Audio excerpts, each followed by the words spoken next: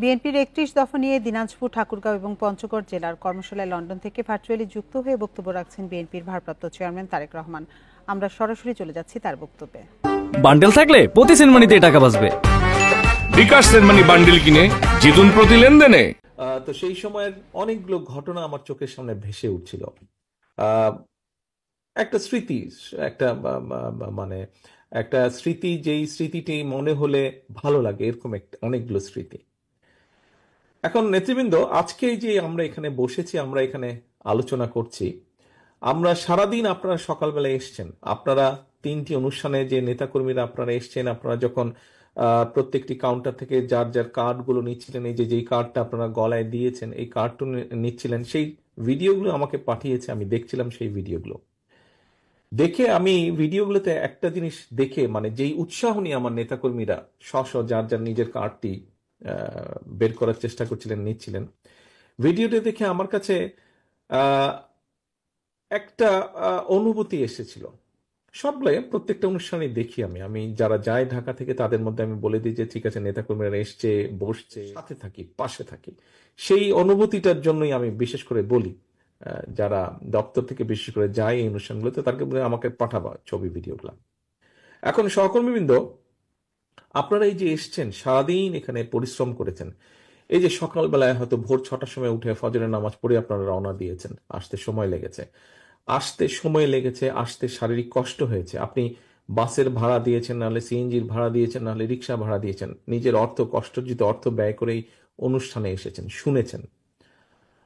আমার কেন জানি মনে হয় এই জন্য বললাম যে অনেকের কাছ থেকে আমি শুনেছি, আমাদের নেতাকর্মী যারা এর আগের অনুষ্ঠানগুলো হয়েছে, অনুষ্ঠানে আসার সময় আত্মীয় স্বজন, বন্ধু বান্ধব অনেকেই, বা যখন রাস্তায় পথে দেখা হয় পরিচিত জনের সাথে, কই যাচ্ছেন ভাই, ওই যে আমাদের দলের 31 দফার অনুষ্ঠান আছে, বলে যদি পারেন এই কথাটা জিজ্ঞেস করেন, এইভাবে অনেককে বলে।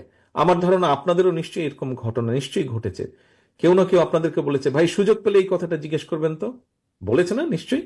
ওই যে ইউনুস মাথা নাড়ছে, পঞ্চগড় থেকে ইউনুস মাথা নাড়ছে, হাততালি দিচ্ছে, মানে তার এরকম ঘটনা ঘটেছে।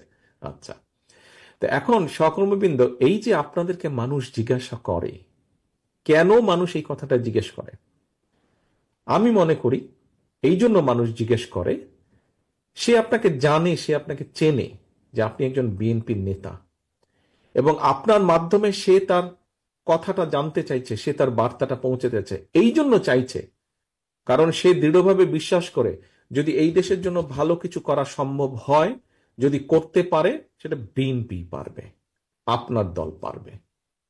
এই জন্যই কিন্তু মানুষ বলে। আপনি আজকে মিছিল বের করেন, আপনার পিছনে শত হাজারো মানুষ। আপনি জনসভা করেন, আপনার জনসভায় শত হাজারো মানুষ। কেন? কারণ এই মানুষগুলো জানে যে বিএনপি নামক দলটি পারলে, ভালো কিছু পারলে এরাই করবে। সহকর্মীবৃন্দ, মানুষের এই আস্থা, মানুষের এই বিশ্বাস অর্জন করতে কিন্তু অনেক সময় লেগেছে আমাদেরকে বহু ঘাত প্রতিঘাতের ভেতর দিয়ে যেতে হয়েছে মানুষের এই আস্থা বিশ্বাস অর্জন করার জন্য। আমাদের বহু নেতাকর্মী অত্যাচার, নির্যাতন, জুলুমের শিকার হয়েছেন, আমাদের বহু নেতাকর্মী শহীদ হয়েছে, আমাদের বহু নেতাকর্মী পঙ্গু হয়েছে, অন্ধ হয়েছে, কিন্তু তার বিনিময়ে আজ আমরা এই মানুষের আস্থা বিশ্বাস অর্জন করেছি যে পারলে বিএনপি করবে। বিএনপি মিছিল করলে শত হাজারো মানুষ আসে, বিএনপি জনসভা করলে হাজারো লক্ষ মানুষ সেই জনসভায় আসে। কেন?